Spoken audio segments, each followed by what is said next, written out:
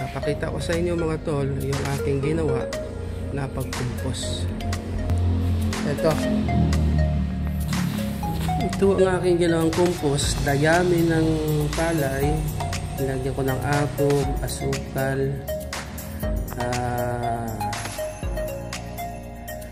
tubig, tapos pusot. Na-compose ko siya ng 7 days. So ito siya ang kinalabasan mga tol. Pwede na siguro to. At ngayon may palay, may dayami pa ako natira doon.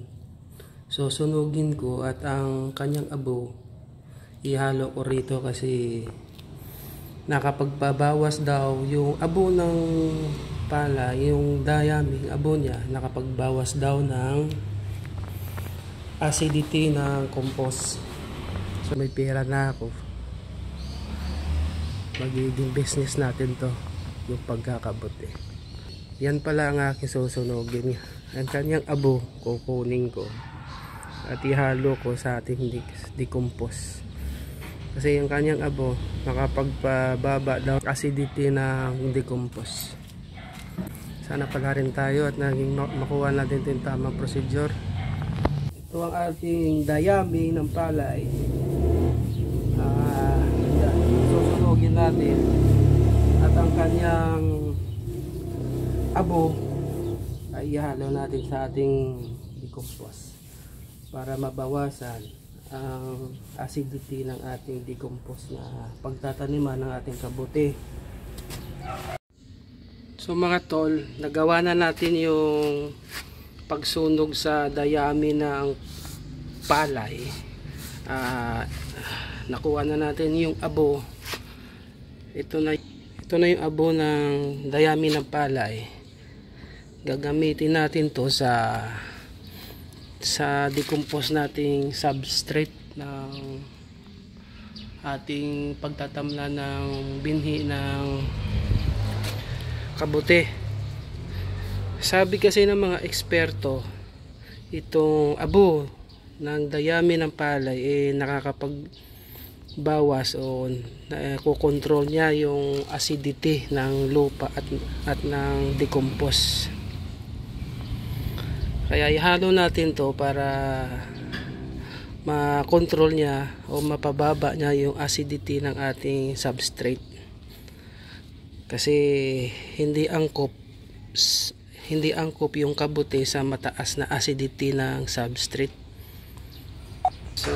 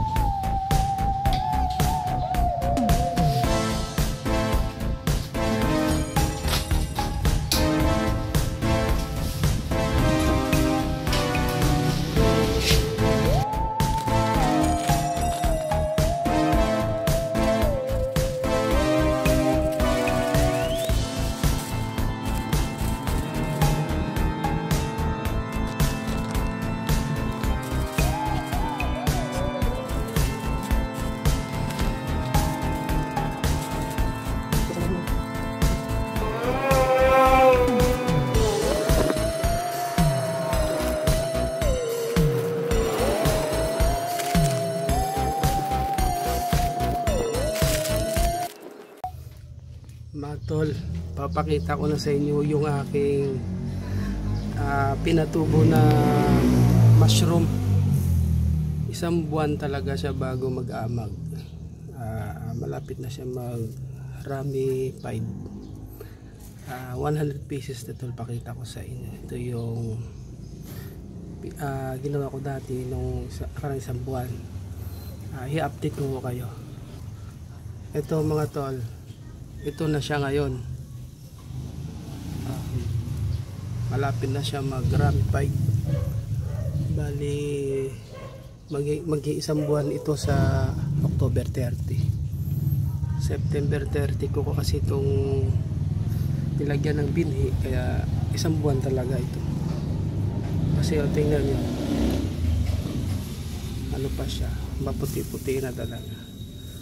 Tamang-tama daw sa isang buwan. Marami pa na tao ang ano dito mangyayari sa kanya.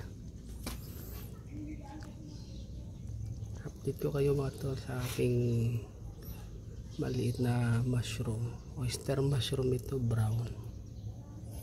Update ko ulit kayo sa kanyang pagbunga next week.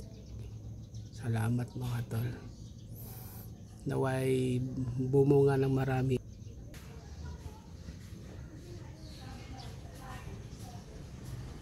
Nakita nyo mga tol, first time ko magtanim nito. Pinapractice ko lang sarili ko, pero ito may good result naman, kaya baka magtuloy-tuloy ako sa pag ganito mga.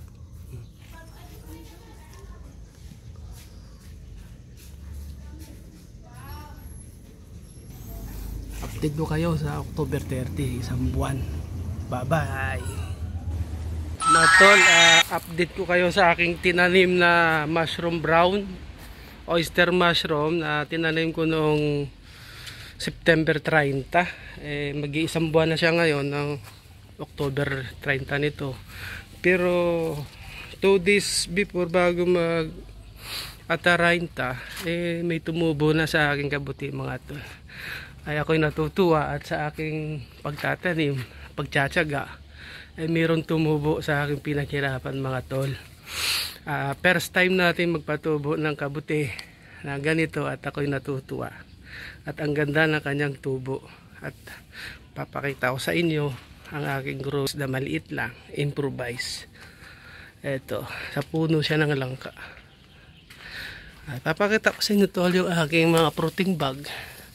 Eto, mag isang buwan na ito, at bubuksan ko na ito ang kanyang PVC para sabay-sabay bumunga. Kasi mga tol, meron ng bunga ito. Ako yung tuwang-tuwa sa aking ginagawang pagpapatubo ng kabuti, at merong good result, at ipapatuloy ko na ito mga tol. Source of income din natin to habang tuloy natin yung ganitong mga agriculture na pagkukulture ng mushroom. Tol, ito ang aking patubo. Ayan, nagbunga ang aking paghihirap at pagtsatsaga. Ang ganda niya to. Yes! Ako yung natutuwa mga tol. Ako first time lang magtanim nito. Kaya sa mga katulad ko na gustong matuto, kaya natin to mga tol. Manood lang tayo sa University of YouTube, saka magtanong-tanong ng konting kaalaman sa mga nagma-mushroom talaga. Kasi ganun ang ginawa ko eh.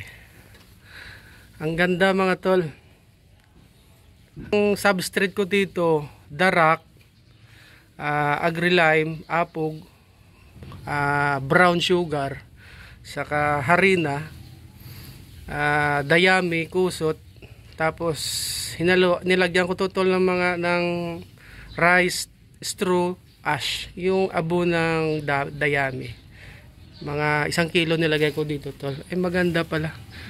Tapos nung tinanim ko ito, nung naglagay ako ng binhi sa fruiting bag, 1 linggo nag-inject ako dito ng bali nagluto ako ng patatas saka Yakult. Pinalamig ko, tapos in-inject ko to. In-inject ko sa fruiting bag.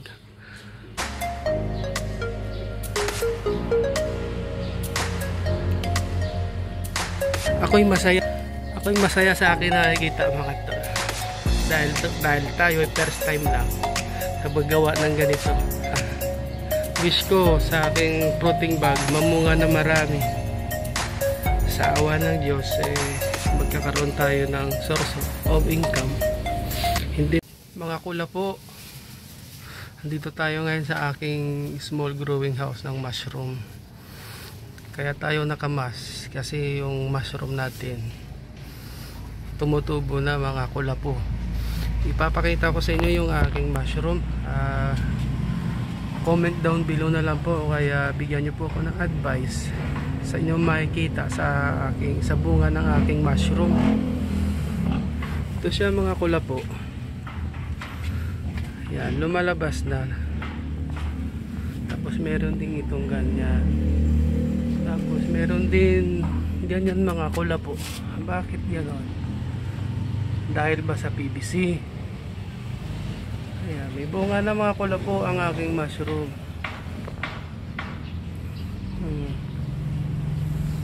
Ito din sa kabila. Kaya nagtatanggal tayo ngayon ng PVC sa ating fruiting bag mga kulapo, para hindi mahirapan yung mushroom sa paglabas. Katulad nito, dadalawa lang. Kaya tatanggalin ko na yung PVC para maluwag o kaya maaliwalas yung paglabas ng mushroom, na hindi siya maiipit, para maraming sanga-sanga ba. Yung aking mushroom pala nito mga kulapo, isang buwan nag-ambag siya, nag-ramified na siya. Tapos isang buwan at 5 araw nagbubunga na siya. Ito ay mushroom na brown oyster. So mga kulapo, bigyan nyo nga ako ng advice kung okay ba to ang aking fruiting bag, ay ang aking mushroom growing house. Medyo mahangin hindi kaya dahilan nito sa pag sobrang hangin mga kulapo. Kaya tatanggalan na natin to ng PVC para tulungan natin yung mushroom na hindi mahirapan sa paglabas, para marami siyang sanga-sanga, maraming kumbaga flower.